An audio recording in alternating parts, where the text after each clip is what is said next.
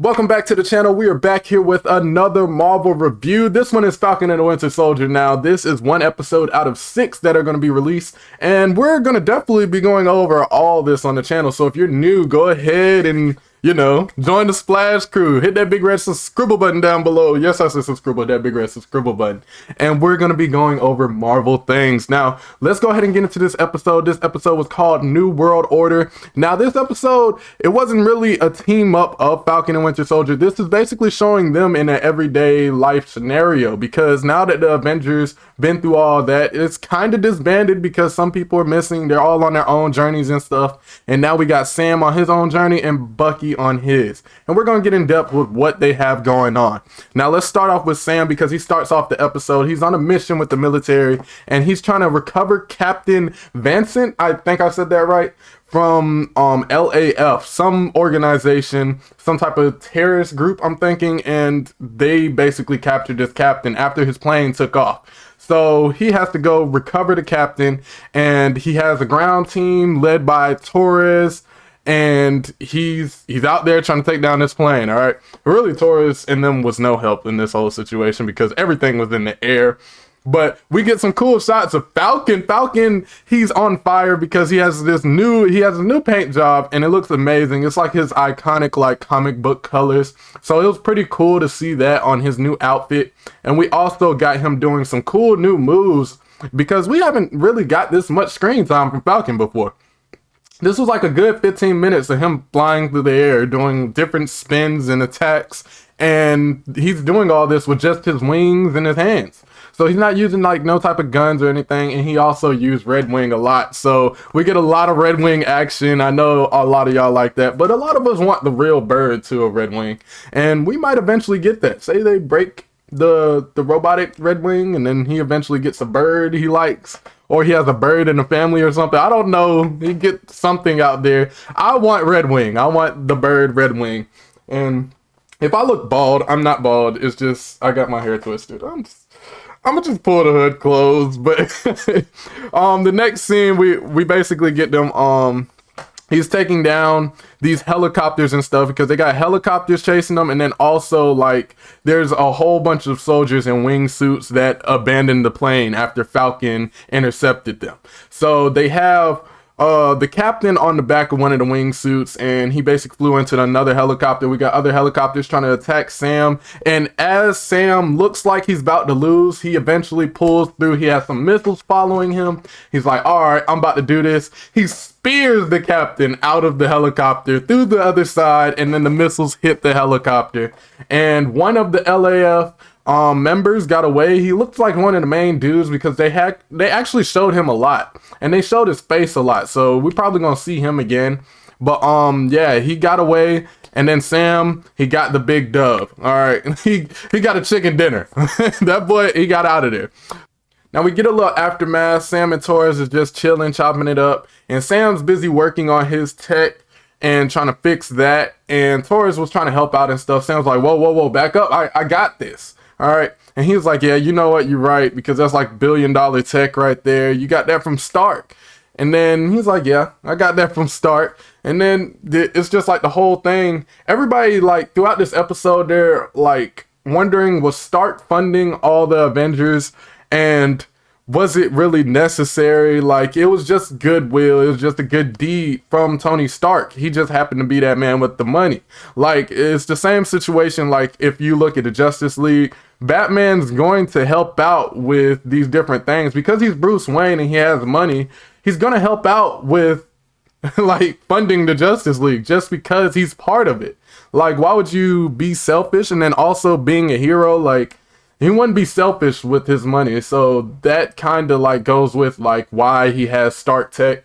So we go into that, and we also get Torres mentioning something about the Flag Smashers, this new organization that Winter Soldier and Falcon will be fighting in this series. So we get some information about them. Basically, they're an organization that likes the world before the blip. Now, what does this mean? The blip, basically, when they came back, it messed up a lot of things that they had going on. Because like before the blip, the world was one.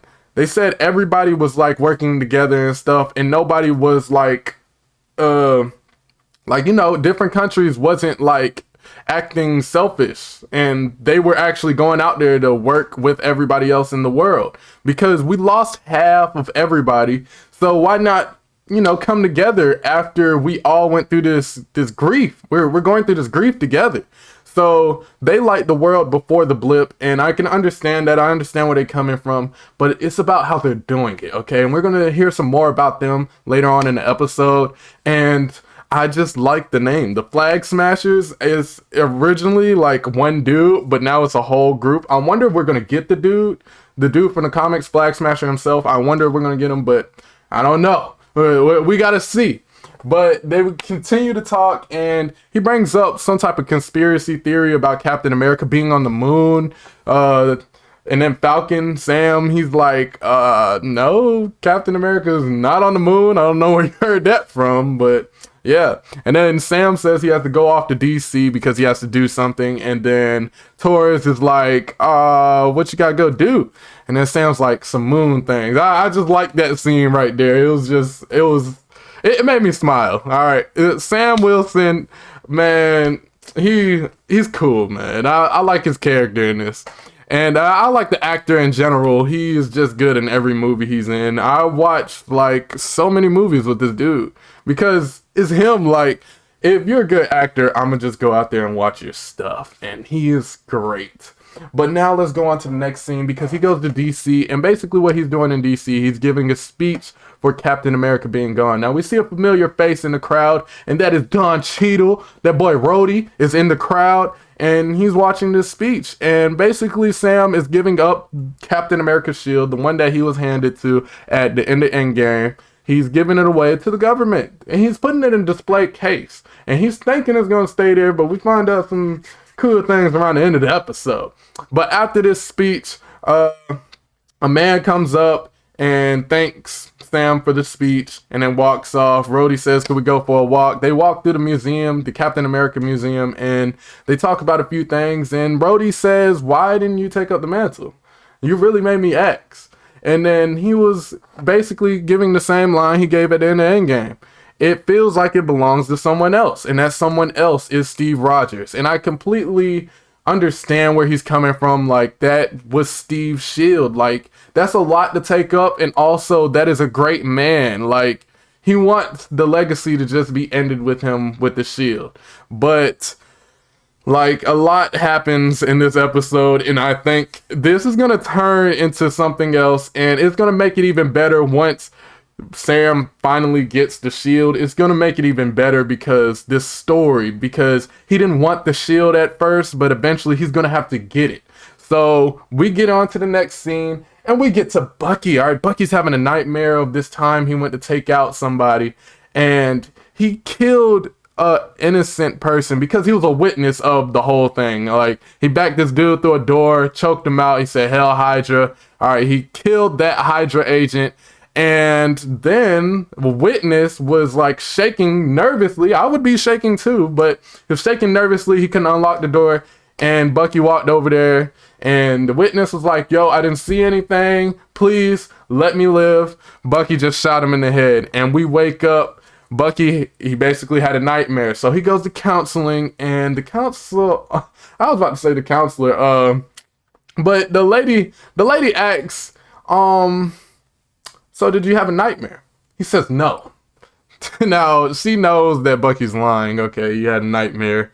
And it's like, it's cool just seeing Bucky in this light, because usually he's always out there fighting, and now we finally get to sit down with Bucky, literally, and find out what's going on in that Winter Soldier head of his. Is he fully here? Is he still that Winter Soldier? Let's find out. We get her asking a few questions, Bucky, like, have you had a nightmare? Do you have any friends? And then she asks, can I see your phone? She looks at his phone. You don't even have 10 contacts in here. And then she's like, you've been ignoring Sam's text, so I'm guessing Sam been asking for Bucky's help since the end of Endgame, and Bucky's just been ignoring him. Bucky just wants to be alone right now. So Sam's message is being ignored, and also I'm looking at my notes here. What else happened? Um, she also brings up the fact that uh, you've always been in fights and stuff. Like, what do you want to do? Like, what do you want to do now since you've been out to fight? And he was like, well, I never thought about that because I always been in a fight, and my only calm time was in Wakanda. Like, that's like, if you really think about it, that's the only time he hasn't been in battle. He was in battle in the first Captain America movie, and he was also in battle like when he became the Winter Soldier. And he's just never had downtime until he was at Wakanda. So I'm pretty sure he loved that time there.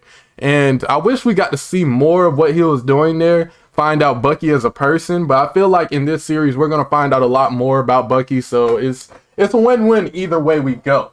So we go into the next scene. It's an old man of the name of Yuri. He's outside basically saying, don't throw your trash in my trash can. Like, you know, this everyday arguments and stuff. And Bucky's walking down the street. He's basically supposed to meet with Yuri. He's like, yo, what's going on here? He's trying to help out. He helped out that situation. He's like, let's go eat. Him and Yuri go eat at this bar. Well, go drink at this bar. And the waitress looked up at Bucky. So Yuri's like, oh yeah, this my time to put my boy on. All right, hey, he want to take you out. And then he was like, oh, just ignore. Well, Bucky was like, just ignore him. And he's talking about Yuri. And then she was like, no, why? I'm down. And then he was like, oh, shit, like, my boy Bucky about to get some play, man. Man, Bucky, go out there and get that, bro. So Yuri's like, yeah, so tomorrow night? And she was like, yeah, that's cool. And then that sets up that little date. But then Yuri freezes up. All right, Yuri, he gets in like a weird mood. So Bucky asks, what's going on? And he's basically sitting there thinking about his son. All right, his son basically died because he was a consulting. He had a job with a consulting company, and basically on the job he died. He was killed, and the officer said he was just basically in the wrong place at the wrong time. Now, me putting that together, I was thinking like, this gotta be in that nightmare sequence that Bucky was dreaming about, what happened in the past when he was the Winter Soldier. So we continue on with that, and we go back to Sam, and he's visiting his sister and his nephews. All right, the nephews run up hugging Sam because it's been so long since they've seen him. Like, they thought he was still dead. Like, Sam came back, and after 5 years, everybody's happy to see him except for his sister. His sister's feeling some type of way, but his sister's still happy to see Sam. But, you know, like, a lot's been going on. Sam has been gone anyways before he got blipped, so it's like he comes back every few years to visit them. So they get in a conversation about basically the sister is about to sell like the family boat, and they was basically raised on that boat. They've done so much on that boat with their family members, and Sam's like, yo, I'm not gonna let you sell this boat. This is both of our boats, so we're gonna fight for this. And Sam's basically like, all right, if you need help with like funding the family business and doing all this, we need to go out there and get a loan. The sister doesn't want to do this. She's like, there's no hope for this. We got to sell the boat. But Sam is hope. All right, this man wants to go out there and get the loan, so they're going out to get the loan. Now we go back to Bucky. Bucky's on a date with the waitress and, well, the bartender. I was saying the waitress the whole time, the bartender. So he goes on a date with the bartender. They end up playing Battleship. It was cool. I wish they pulled out my favorite board game, Sorry, okay? I love Sorry. And then I love Trouble too. It's basically like the same thing, but I love both of those. Those board games is just amazing. If they would have pulled that out, I would have loved it. But I guess, Battleship. So they pulled out Battleship, and a funny moment that happened here, she asks, how old are you? And he says 106, and she laughs like, it sounds like a joke, but this man is really old. She doesn't know, like, the Winter Soldier. Bruh, Bucky has been here for a long time. 19 something. He's been here for a minute. I can't do the math right now, but he's been here for a minute. So we're getting them talking, and basically she said something that was very like heartwarming at the same time. I never realized, but I felt this. She basically said, hold on, I gotta pick up the phone for this one. But she said, when a wife dies, you're widowed. parents die, you're an orphan. There's no word for when someone's kid dies. And I was like, dang, she is right. Like, I never thought about that. There should be a word for that. And I mean, that should be worse than both of those situations. All of them are bad, okay? But losing your kid and you're still alive, like, that is probably the worst situation that can happen. And I'm surprised there's no word for that. Probably because that rarely happens, but still there should be some type of word for that. And I think after this show, like, we're gonna get a word. Like, I'm excited, but at the same time it's bad. But we need to get a word for that. Like, we need to, you know what, in the comment section down below, we're gonna come up with a word for now. Why do I sound so excited for this? I'm so sorry. This should be a bad moment, but at the same time we do need a word for this situation. But I mean, we need to think of a word for it. But Bucky walks out after this was said. Like, he walks out, storms out the bar. He goes straight to Yuri's apartment. So when he goes, Yuri opens the door and we basically see a shrine for Yuri's son, and it's a picture of him. And it's the same dude. Like, I thought it was the same dude. It was the witness from the nightmare dream from the past. All right, the nightmare from the past. It was the witness that he killed. The witness that said he didn't see nothing. And I'm like, oh my God. I figured it was that, and they showed it, and I'm like, bro, that is crazy. Like, it's such a small world. Like, man, even though he wasn't like in full control when all that was going down, that was crazy. That he meets this old man further down the line, and he just don't know how to go about this. So he pays him back from when they went to the bar earlier that day, and he's like, that's basically all he was here for. But he was really there to see if that was the same son, all right, the same dude. So we go to Torres. Torres is basically tracking down the Flag Smashers, and he walks up to this woman giving out Flag Smasher masks. They are basically like a handprint on the mask. I know y'all seen them from the trailers. It was the black mask with the orange handprint. She's handing them out to civilians, and basically he grabs one, and a bank heist is going down. They threw out the bags, threw them out the window, and now we got a whole bunch of civilians running around with the mask, and then also the actual Flag Smashers. So this was a whole bunch of confusing stuff, and it also made me think about the Netflix show, dang, what is it called? Money Heist. It made me think about Money Heist because they did something like this in Money Heist, and it was a tribute to basically that show. All right, it was a cool little reference. I really enjoyed it. I thought about Money Heist, and I pictured everybody in a little Money Heist mask. But yeah, we get that, and basically Torres sees like some of the main Flag Smasher dudes because they passing the money bags back and forth. So he goes after one, but this one, he kicks an officer about 10 feet away into a light pole, and at that point, I don't know what you can do. Torres pulls out a gun. He's like, I don't know how the rules work here, but you're under arrest. And that dude was not going. He flipped Torres up in the air, smashed him on the ground, and stomped his head into the ground. And Torres was out like a light. So we get Torres knocked out, and the Flag Smashers get away. Now the next scene, we get Sam and his sister going to get the loan. And when they're getting the loan from the accountant is like distracted. He keeps looking up at Sam like, don't I know you from somewhere? And Sam's like, come on, man, you know. And then he was like, oh, you're the Falcon. And it's like, it was so inappropriate. Like, they're there for a loan, and you over here worried about the adventure.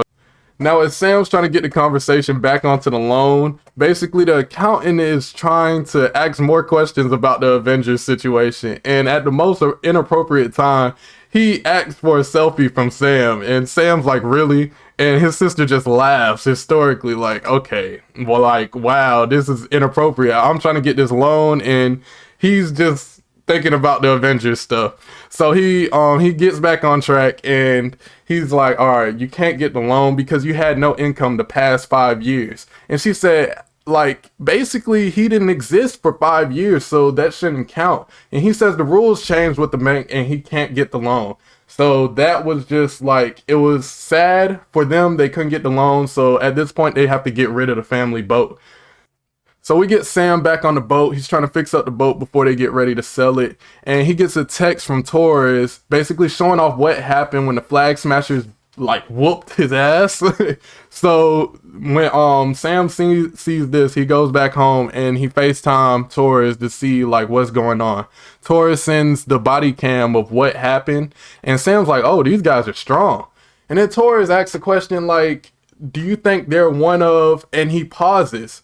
And Sam is basically thinking of a super soldier. He's thinking that these Flag Smashers could have the super soldier serum.